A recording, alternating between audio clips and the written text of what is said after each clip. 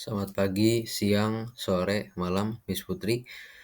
Jadi hari ini saya akan menjelaskan ulang tentang soal UTS biologi. Soal yang pertama, cabang-cabang biologi yang berkaitan dengan flu burung. Untuk mempelajari penyakit flu burung, cabang-cabang biologi apa saja yang berkaitan? Yang pertama ada cabang virologi, yaitu mempelajari virus influenza penyebab flu burung. Yang kedua, cabang mikrobiologi, yaitu mempelajari mikroorganisme patogen termasuk virus. Yang ketiga, ada patologi, yaitu mempelajari perubahan jaringan atau organ akibat infeksi flu burung. Yang keempat, ada imunologi, yaitu mempelajari respons sistem imun terhadap infeksi virus. Yang kelima, ada epidemiologi, yaitu mempelajari pola penyebaran penyakit flu burung pada populasi. Lalu yang keenam, ada zoologi atau ornitologi, yaitu mempelajari burung sebagai inang virus flu burung. Soal yang kedua, permasalahan biologi di berbagai tingkat. Tuliskan masing-masing 3 contoh permasalahan biologi di tingkat A. Jaringan. Yang pertama, kanker jaringan epitel, misalnya kanker kulit. Yang kedua ada neokrosis jaringan akibat infeksi bakteri. Lalu yang ketiga ada luka bakar yang merusak jaringan kulit. B. Organ. Yang pertama, gagal jantung.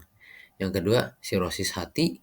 Lalu yang ketiga, radang paru-paru atau pneumonia. Lalu C. Sistem organ. Yang pertama, gangguan sistem pencernaan seperti makronis atau diare. Lalu yang kedua ada gangguan sistem pernafasan, ada asma dan TBC. Lalu yang ketiga, gangguan sistem peredaran darah seperti hipertensi dan stroke. Daerah biogeografi Indonesia. Daerah biogeografi menurut garis Wallacea dan Weber. Yang pertama, daerah barat, Indonesia Barat, garis Wallace. Flora. Floranya ada pohon jati atau Tectona grandis, lalu ada pohon mahoni, Swietenia macrophylla, lalu ada padi, Oryza sativa, lalu ada kelapa sawit, Elais guinensis, lalu ada bambu, Bambusa sp. Lalu faunanya ada harimau Sumatera atau Panthera tigris sumatrae. Lalu ada badak Jawa, Rhinoceros sundaicus, lalu ada orang utan Sumatera, Pongo abeli, lalu gajah Sumatera, Elepas maximus sumatranus, lalu ada tapir, Tapirus indicus. Yang kedua, bagian daerah tengah, Wallacea atau peralihan, daerahnya itu meliputi Sulawesi, Maluku, Nusa Tenggara. Floranya yaitu ada cengkeh, yaitu Syzygium aromaticum, lalu ada pala, Myristica fragrans, lalu ada ebony, Diospyros celebica, lalu ada lontar, Borassus flabellifer, lalu ada kayu cendana, Santalum album. Untuk faunanya, yang pertama ada anoa, Bubalus depressicornis, lalu ada babirusa, lalu ada maleo, macrocephalon maleo. Lalu ada komodo, Varanus komodoensis, lalu ada burung kakatua putih, yaitu Kakatua alba. Yang ketiga, daerah timur, garis Weber, meliputi Papua dan sekitarnya. Floranya ada sagu atau Metrosilon sagu, ada anggrek hitam, Caelochni pandurata, lalu ada matoa, Pometia pinnata, lalu ada merbau, Insia bijuga, lalu ada kayu besi, Insia palembanica.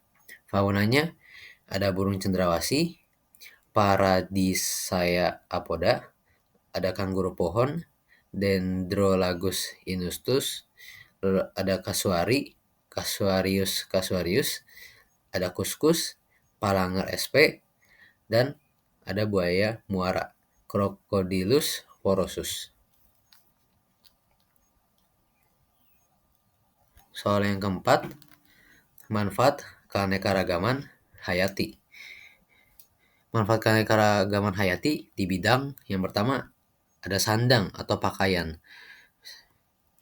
Yang pertama itu kapas atau Gossypium sp, yaitu berbahan dasar kain. Lalu ada sutra dari ulat sutra atau Bombix mori.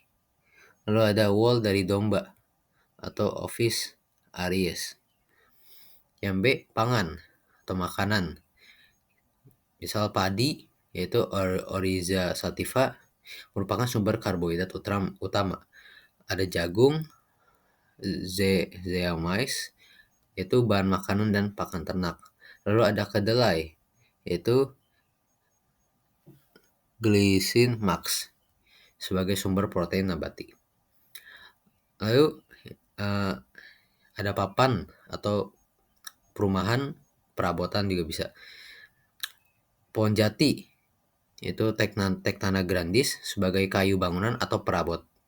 Lalu ada pohon bambu CSP sebagai bahan bangunan atau kerajinan. Lalu ada pohon kelapa, Cocos nucifera, dia digunakan batangnya dan daunnya untuk step dan dinding rumah. Soal yang kelima, pengertian keanekaragaman hayati. Yang pertama, pengertian dari keanekaragaman gen. Jadi, keanekaragaman gen itu adalah variasi gen dalam satu spesies. Contohnya nih, padi Oryza sativa. Dia memiliki banyak varietas. Misalnya IR64, Ciherang, Rojolele. Lalu, yang kedua ada keanekaragaman spesies. Pengertiannya itu perbedaan antar spesies dalam satu ekosistem. Contoh, di hutan hujan tropis ada spesies meranti, rotan, harimau, gajah, dan burung rangkong. Lalu ada keanekaragaman ekosistem. Pengertiannya itu variasi ekosistem di bumi. Contohnya ekosistem laut, ekosistem hutan hujan tropis, ekosistem padang rumput, dan lain sebagainya. Kesimpulan atau penutup dari materi ini yaitu biologi memiliki cakupan studi yang sangat luas.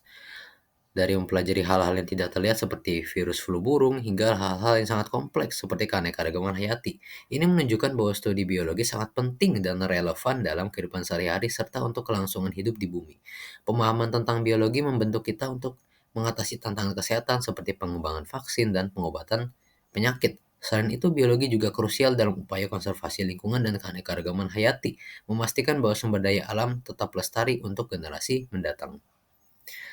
Sekian dari saya. Terima kasih.